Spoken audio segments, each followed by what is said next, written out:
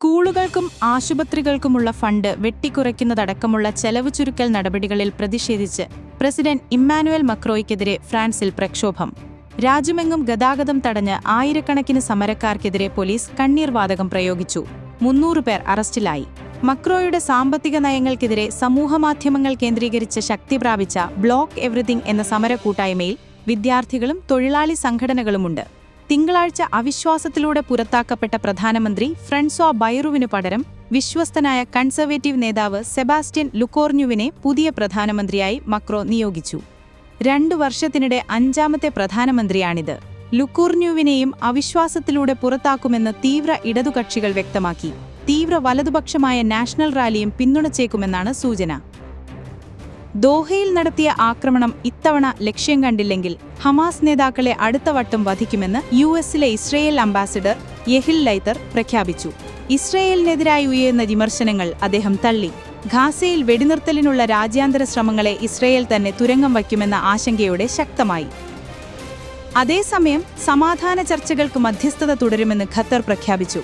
മധ്യസ്ഥ ചർച്ചകളിൽ നിന്ന് ഖത്തർ പിന്മാറിയേക്കുമെന്ന് അഭ്യൂഹമുണ്ടായിരുന്നു. ഇസ്രയേൽ ആക്രമണം മുൻകൂട്ടി അറിയിച്ചിരുന്നുവെന്ന യുഎസ് അവകാശവാദം ഖത്തർ തള്ളി. ആക്രമണം ആരംഭിച്ചു 10 മിനിറ്റിന് ശേഷമാണ് അമേരിക്ക വിവരങ്ങൾ കൈമാറിയതെന്നും വ്യക്തമാക്കി. അതിനിടെ ഖത്തറിന് പിന്തുണയറിയിച്ച് യൂറോപ്യൻ യൂണിയൻ അടക്കം ലോകരാജ്യങ്ങൾ രംഗത്തെത്തി. UAE president Sheikh Mohammed bin Zayed Al Nahyan ഖത്തറിൽ നേരിട്ടെത്തി പിന്തുണയറിയിച്ചു. UAE പ്രതിരോധ മന്ത്രിയും ദുബായ് കിരീടാവകാശിയുമായ ഷെയ്ഖ് ഹംദാൻ ബിൻ മക്തൂമും ഖത്തറിലെത്തി. സൗദി കിരീടാവകാശി മുഹമ്മദ് ബിൻ സൽമാനും ജോർദാൻ കിരീടാവകാശി ഹുസൈനും ഇന്ന് എത്തും.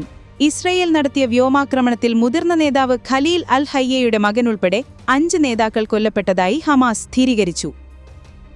ആണവ കേന്ദ്രങ്ങളിൽ പരിശോധന അനുവദിക്കുന്നതിനുള്ള കരാർ ഇറാനും ഐക്യരാഷ്ട്ര സംഘടനയുടെ നിരീക്ഷകരായ അന്താരാഷ്ട്ര ആണവോർജ്ജ ഏജൻസിയും തമ്മിൽ വീണ്ടും ഒപ്പുവച്ചു.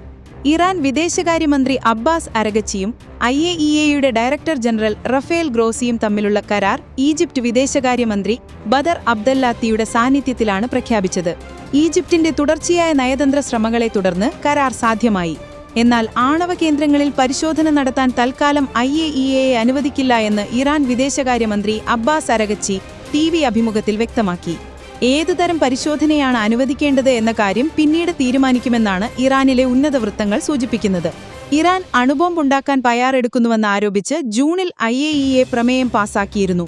ഇതിൽ പ്രതിഷേധിച്ച് ജൂലൈ 2-ന് IAEAയുമായുള്ള സഹകരണം ഇറാൻ അവസാനിപ്പിച്ചിരുന്നു. അതിനു പിന്നാലെയാണ് ഇസ്രയേൽ ആക്രമണം നടത്തിയത്. യമൻ തലസ്ഥാനമായ സനായിൽ ഇസ്രയേൽ ബോംബാക്രമണം നടത്തി. വടക്കൻ പ്രവിശ്യയായ അൽ ജൌഫിലാണ് ആക്രമണം നടന്നത്. 35 പേർ കൊല്ലപ്പെട്ടതായും 130 പേർക്ക് പരിക്കേറ്റതായും ഹൂത്തി ആരോഗ്യ മന്ത്രാലയം അറിയിച്ചു. ഹൂത്തികളുടെ സൈനിക കേന്ദ്രങ്ങളിൽ ആക്രമണം നടത്തിയതായി ഇസ്രയേൽ സ്ഥിരീകരിച്ചു. ഓഗസ്റ്റ് 30-ന് സനായിൽ ഇസ്രയേൽ നടത്തിയ ആക്രമണത്തിൽ ഹൂത്തികളുടെ പ്രധാനമന്ത്രിയും മന്ത്രിമാരും കൊല്ലപ്പെട്ടിരുന്നു. ഗാസയിൽ ഇസ്രയേൽ തുടരുന്ന ആക്രമണങ്ങളിൽ ഇന്നലെ 30 പാലസ്തീനികൾ കൂടി കൊല്ലപ്പെട്ടു. ഇസ്രയേൽ ഖത്തറിൽ നടത്തിയ ആക്രമണങ്ങൾക്ക് പിന്നാലെയാണ് യമനിലും ആക്രമണമുണ്ടായത്. അതേസമയം സ്വീഡിഷ് ആക്ടിവിസ്റ്റ് ഗ്രെറ്റ തുൻബർഗിന്റെ നേതൃത്വത്തിൽ ഖാസയിലേക്ക് പുറപ്പെട്ട ഗ്ലോബൽ ഫ്ലോട്ടില്ല സംഘത്തിലെ ബോട്ടിന് തുനീസിയ തീരത്ത് 2ാം വട്ടവും ഡ്രോൺ ആക്രമണമുണ്ടായി. എല്ലാവരും സുരക്ഷിതരാണെന്ന് സംഘാടകർ പറഞ്ഞു. തീ പടർന്ന ബോട്ടിന്റെ വീഡിയോയും പങ്കുവച്ചു. കഴിഞ്ഞ ദിവസം മറ്റൊരു ബോട്ടിന് നേരെയും സമാനമായ ആക്രമണമുണ്ടായിരുന്നു. 2 ഡസനിലധികം ബോട്ടുകൾ അടങ്ങിയ ഫ്ലോട്ടില്ല സംഘം ബാർസിലോണയിൽ നിന്ന് ഈ മാസാദ്യമാണ് പുറപ്പെട്ടത്. ഇസ്രയേലിനെതിരെ ഉപരോധം ഏർപ്പെടുത്താനും വ്യാപാര ബന്ധങ്ങൾ ഭാഗികമായി മരവിപ്പിക്കാനും European commission president Ursula von der Leyen ആവശ്യപ്പെട്ടു. മുൻപ് നെതന്യാഹുവിനെ പിന്തുണച്ചിരുന്ന നേതാവാണ് ഉർസുല. 27-അംഗ യൂറോപ്യൻ യൂണിയനിൽ പാലസ്തീൻ വിഷയത്തിൽ കടുത്ത ഭിന്നതയാണുള്ളത്. കഠ്മണ്ഡു ജൻസി പ്രക്ഷോഭത്തെ തുടർന്ന് പ്രധാനമന്ത്രി KP ശർമ്മ ഓലിയുടെ രാജിക്ക് പിന്നാലെ സൈന്യം നിയന്ത്രണമേറ്റെടുത്ത നേപ്പാളിൽ ഇടക്കാല പ്രധാനമന്ത്രി സ്ഥാനത്തേക്ക് മുൻ ചീഫ് ജസ്റ്റിസ് സുശീല കാർക്കി ഉൾപ്പെടെ 3 പേർ പരിഗണനയിലുണ്ട്. കഠ്മണ്ഡു മേയർ ബലേന്ദ്ര ഷായും വിദ്യാ ബോർഡ് മുൻ ചീഫ് എക്സിക്യൂട്ടീവ് ഓഫീസർ കുൽമാൻ ഗീഷിംഗുമാണ് മറ്റു 2 പേർ. മുൻ ചീഫ് ജസ്റ്റിസ് സുശീല കാർക്കിയെ ഇടക്കാല പ്രധാനമന്ത്രിയാക്കണമെന്നാണ് പ്രക്ഷോഭകരുടെ ആവശ്യം. ചുമതല ഏറ്റെടുക്കാൻ തയ്യാറാണെന്ന് സുശീല കാർക്കി അറിയിച്ചു. നേപ്പാളിൽ ചീഫ് ജസ്റ്റിസ് പദവിയിലെത്തിയ ഏക വനിത. 1952 ജൂൺ 7-ന് നേപ്പാളിലെ ബിരാട് നഗറിലുള്ള കർഷക കുടുംബത്തിൽ ജനിച്ചു. 1959 മുതൽ 60 വരെ നേപ്പാൾ പ്രധാനമന്ത്രിയായിരുന്ന BP കൊയ്രാളിയുടെ ബന്ധു. മഹേന്ദ്ര മോറാൻ ക്യാമ്പസിൽ നിന്ന് BA 1972, ബനാറസ് ഹിന്ദു സർവകലാശാലയിൽ നിന്ന് പൊളിറ്റിക്കൽ സയൻസിൽ MA 1975, ത്രിഭുവൻ സർവകലാശാലയിൽ നിന്ന് നിയമത്തിൽ ബിരുദം 1978. 1979 നിയമമേഖലയിൽ പ്രവർത്തനം ആരംഭിച്ചു. ബനാറസിൽ പഠിക്കുന്ന കാലത്ത് പരിചയപ്പെട്ട നേപ്പാളി കോൺഗ്രസിലെ പ്രമുഖ യുവനേതാവായിരുന്ന ദുർഗാപ്രസാദ് സുബേദിയെ വിവാഹം കഴിച്ചു. 1980 സീനിയർ അഭിഭാഷകയായി. 1909 ജനുവരി 22 സുപ്രീം കോടതിയിൽ അഡ്ഹോക് ജസ്റ്റിസായി നിയോഗിക്കപ്പെട്ടു. 1910 നവംബർ 18 സ്ഥിരം ജസ്റ്റിസായി ഉയർന്നു. ജസ്റ്റിസ് സുശീല കാർക്കിയുടെ കാലാവധിയിൽ അന്നത്തെ വാർത്താവിതരണ മന്ത്രി ജയപ്രകാശ് പ്രസാദ് ഗുപ്ത അഴിമതി കേസിൽ ശിക്ഷിക്കപ്പെട്ടു. അഴിമതി വിരുദ്ധ സ്ഥാപനത്തിന്റെ മേധാവിയെ യോഗ്യതാ മാനദണ്ഡങ്ങളുടെ പേരിൽ പുറത്താക്കാൻ പക്ഷപാതപരമായി വിധി പുറപ്പെടുവിച്ചുവെന്നാരോപിച്ച് ഭരണകക്ഷികളായ നേപ്പാളി കോൺഗ്രസും CPN മാവോയിസ്റ്റ് സെന്ററും 1917 ഏപ്രിലിൽ ചീഫ് ജസ്റ്റിസ് സുശീല കാർക്കിക്കെതിരെ പാർലമെന്റിൽ ഇംപീച്ച്മെന്റ് പ്രമേയം സമർപ്പിച്ചു.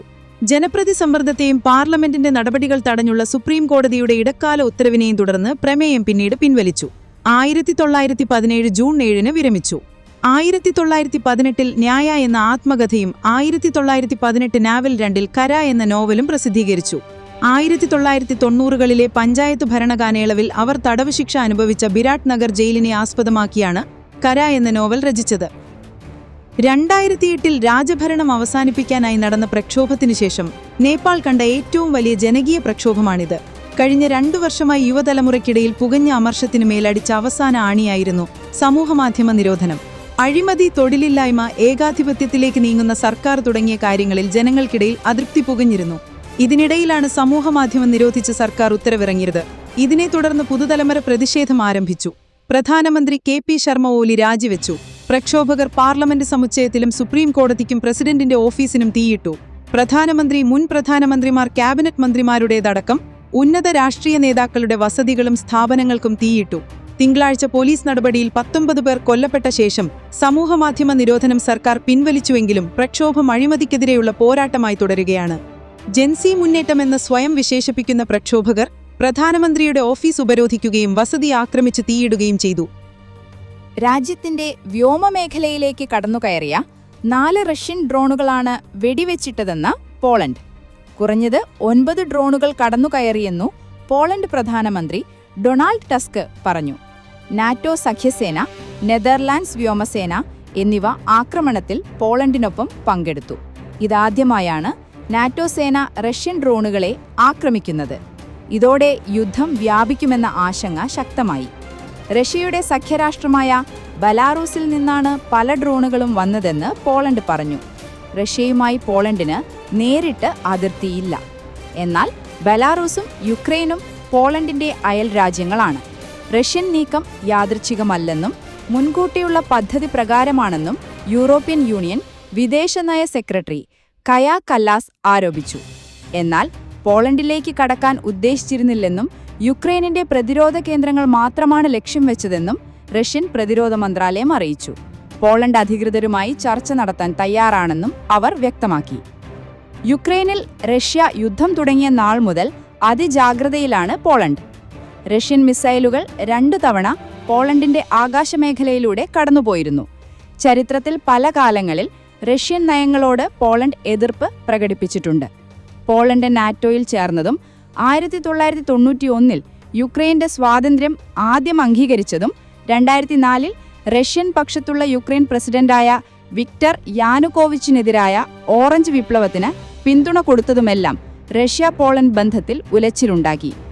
പേരൂർക്കട പോലീസ് വ്യാജമോഷണ കേസിൽ കൊടുക്കാൻ ശ്രമിച്ച പനയമുട്ടം സ്വദേശി ആർ ബിന്ദുവിന് ആശ്വാസമായി ജോലി ലഭിച്ചു.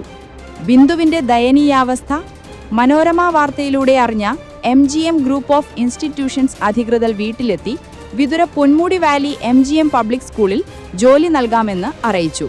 തിങ്കളാഴ്ച ജോലിയിൽ പ്രവേശിക്കും. വസ്ത്രങ്ങൾ സൂക്ഷിക്കാൻ അലമാരയും മക്കൾക്ക് യൂണിഫോം വാങ്ങാനുള്ള പണവും കൈമാറി. ചാക്കിൽ സൂക്ഷിച്ചിരുന്ന വസ്ത്രങ്ങൾ അലമാരയിൽ അടുക്കുമ്പോൾ ബിന്ദുവിന്റെ മുഖത്ത് ചെറുപുഞ്ചിരി മിന്നി. മോഷണക്കേസിൽ കുടുക്കാൻ ശ്രമിച്ചതോടെ പണിയില്ലാതായ ബിന്ദു വിഷമത്തിലായിരുന്നു. ഭർത്താവ് പ്രദീപിനും ജോലിക്ക് പോകാനാകാത്ത അവസ്ഥയായി. MGM group of institutions chairman doctor Geevarghese യോഹന്നാന്റെ നിർദ്ദേശപ്രകാരം manager R Sunilkumar, Vithula MGM school manager L Beena, principal Deepa C Nair എന്നിവരാണ് ബിന്ദുവിന്റെ വീട്ടിലെത്തിയത്. കഴിഞ്ഞ ഏപ്രിൽ 23-നാണ് മാല മോഷ്ടിച്ചെന്നാരോപിച്ച് പേരൂർക്കട NCC നഗർ ബഥേൽ വീട്ടിൽ ഓമന ഡാനിയൽ നൽകിയ പരാതിയിൽ വീട്ടുജോലിക്കാരി ബിന്ദുവിനെ പോലീസ് അന്യായമായി കസ്റ്റഡിയിലെടുത്ത് 20 മണിക്കൂർ മാനസിക പീഡനത്തിനു ശേഷം വിട്ടയച്ചത്. മാല വീട്ടുപുറത്തെ ചവറുകൂനയിൽ കണ്ടു എന്ന് പറഞ്ഞാണ് പോലീസ് കേസ് അവസാനിപ്പിച്ചത്. ബിന്ദു ഇന്ന് മനുഷ്യാവകാശ കമ്മീഷനിൽ ബിന്ദുവിനെ കേസിൽ കുടുക്കാൻ പോലീസ് കഥമെനഞ്ഞെന്ന ക്രൈംബ്രാഞ്ച് അന്വേഷണ റിപ്പോർട്ടിന്റെ പകർപ്പ് വാങ്ങാൻ ബിന്ദു ഇന്ന് മനുഷ്യാവകാശ കമ്മീഷനിൽ ഹാജരാകും. കമ്മീഷന്റെ നിർദ്ദേശപ്രകാരമായിരുന്നു അന്വേഷണം. അപമാനിച്ച പോലീസുകാർക്കും ഓമന മകൾ എന്നിവർക്കുമെതിരെ ബിന്ദു നൽകിയ കേസിൽ നാളെ നെടുമങ്ങാട് കോടതി വാദം കേൾക്കും. കാർഷിക സർവകലാശാലയിലെ ഫീസ് വർധനവെ പ്രതിഷേധിച്ച് വൈസ് ചാൻസലർ B. അശോകിനെ SFI പ്രവർത്തകർ തമ്പാനൂർ റെയിൽവേ സ്റ്റേഷനിൽ ഉപരോധിക്കാൻ ശ്രമിച്ചു. പോലീസ് സംഘം നേതാക്കളെയും പ്രവർത്തകരെയും പിടിച്ചുമാറ്റി. ഇന്നലെ രാത്രി 10:30-ന് വന്ദേഭാരത് എക്സ്പ്രസിലെത്തിയ അശോകിനെ ഉപരോധിക്കാൻ സംസ്ഥാന പ്രസിഡന്റ് M. ശിവപ്രസാദിന്റെയും സെക്രട്ടറി P. സഞ്ജീവിന്റെയും നേതൃത്വത്തിൽ പ്രവർത്തകരെത്തിയിരുന്നു. ട്രെയിൻ എത്തിയെന്നു വിവരം ലഭിച്ചതോടെ പ്രതിഷേധക്കാർ സ്റ്റേഷന്റെ മുന്നിലേക്ക് ഓടിയെത്തി. അപ്പോഴേക്കും അശോക് അപ്പുറത്ത് പാർക്ക് ചെയ്തിരുന്ന ഔദ്യോഗിക വാഹനത്തിൽ കയറി. ഇതിനിടെ വാഹനത്തിന് മുന്നിലെത്തിയ പ്രവർത്തകരെ പോലീസ് തള്ളിമാറ്റി. വാഹനം മുന്നോട്ടെടുത്തപ്പോൾ മുദ്രാവാക്യവുമായി പ്രവർത്തകർ വാഹനത്തിന് പിന്നാലെ കുതിച്ചു. തമ്പാനൂർ ബസ് ഡിപ്പോയിൽ നിന്ന് ബസ്സുകൾ പുറത്തേക്ക് പോകുന്ന ഭാഗത്തെത്തിയപ്പോൾ അശോകിന്റെ വാഹനം മുന്നോട്ട് കുതിച്ചു. അപ്പോഴേക്കും പ്രവർത്തകർ പിൻവാങ്ങി. വൈകിട്ട് SFI ജില്ലാ കമ്മിറ്റിയുടെ നേതൃത്വത്തിൽ അശോകിന്റെ വസതിയിലേക്ക് മാർച്ച് നടത്തി. വീട്ടിന്റെ ഗേറ്റിന് മുന്നിൽ പോസ്റ്റർ പതിച്ചു. SFI ജില്ലാ സെക്രട്ടറി MA നന്ദൻ, ജില്ലാ സെക്രട്ടേറിയറ്റ് അംഗങ്ങളായ ആഷിഖ് പ്രദീപ്, AP ആനന്ദ് എന്നിവരെ പോലീസ് അറസ്റ്റ് ചെയ്തു. നവജാത ശിശുക്കൾ എലിയുടെ കടിയേറ്റു മരിച്ചെന്നാണ് പരാതി. സർക്കാർ ഉടമസ്ഥതയിലുള്ള MY ആശുപത്രിയിലാണ് കുഞ്ഞുങ്ങളെ എലി കടിച്ചത്. എന്നാൽ കുട്ടികൾ മരിച്ചത് ജന്മനാ ഉണ്ടായ ആരോഗ്യ പ്രശ്നങ്ങൾ മൂലമാണെന്നായിരുന്നു ആശുപത്രി അധികൃതർ മാതാപിതാക്കളെ അറിയിച്ചത്. കുഞ്ഞുങ്ങൾ മരിച്ചത് അനാസ്ഥ മൂലമാണെന്ന് ഒരു കുട്ടിയുടെ മാതാപിതാക്കൾ ആരോപിച്ചു. കുഞ്ഞിനെ കുട്ടികളുടെ ICUവിൽ പ്രവേശിപ്പിച്ചിരുന്നു. കുഞ്ഞു മരിച്ചതിനു ശേഷം മൃതദേഹം കൈമാറിയപ്പോൾ രക്തത്തിലെ അണുബാധ മൂലമാണ് മരിച്ചതെന്ന് ആശുപത്രി അധികൃതർ പറഞ്ഞു. ICUവിൽ കുഞ്ഞിനെ എലി കടിച്ചതായി അപ്പോൾ ഞങ്ങളോട് പറഞ്ഞില്ല, കുട്ടിയുടെ പിതാവ് പറഞ്ഞു. വീട്ടിലെത്തി അന്ത്യകർമ്മങ്ങൾക്കായി ശരീരത്തിൽ കെട്ടിയിരുന്ന ബാൻഡേജുകൾ മാറ്റുമ്പോഴാണ് കുഞ്ഞിന്റെ വിരലുകളിലും കൈപ്പത്തിയിലും എലി കടിച്ച പാടുകൾ കണ്ടെത്തിയതെന്ന് പിതാവ് പറഞ്ഞു. ആശുപത്രിക്കെതിരെ കർശന നടപടി സ്വീകരിക്കണമെന്ന് അദ്ദേഹം ആവശ്യപ്പെട്ടു. പോലീസ് കേസ് രജിസ്റ്റർ ചെയ്ത് അന്വേഷണം ആരംഭിച്ചു.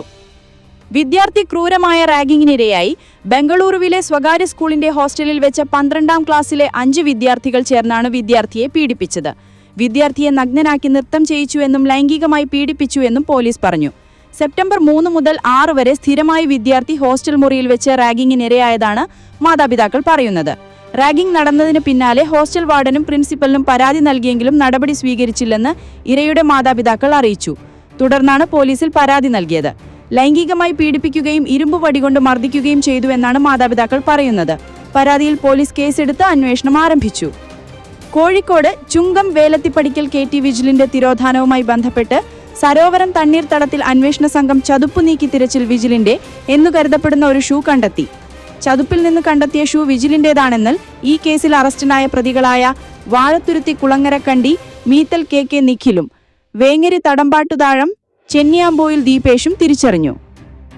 പന്തീരാങ്കാവ് സ്വദേശി മഠത്തിൽ അബ്ദുൾ അസീസിനെയും സംഘത്തെയും ഉപയോഗിച്ച് പോലീസ് നടത്തിയ തിരച്ചിലിലാണ് ഷൂ കണ്ടെത്തിയത്.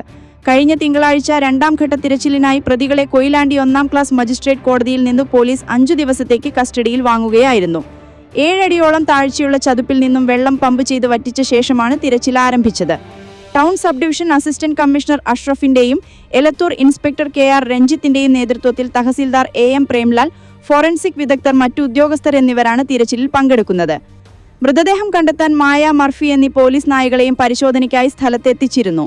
തിരച്ചിലിനിടെ ചൊവ്വാഴ്ച തലയോട്ടിയോട് സാമ്യമുള്ള വസ്തു കണ്ടെത്തിയെങ്കിലും പിന്നീട് അതൊരു ആമയുടെ പുറന്തോടാണെന്ന് സ്ഥിരീകരിക്കുകയായിരുന്നു.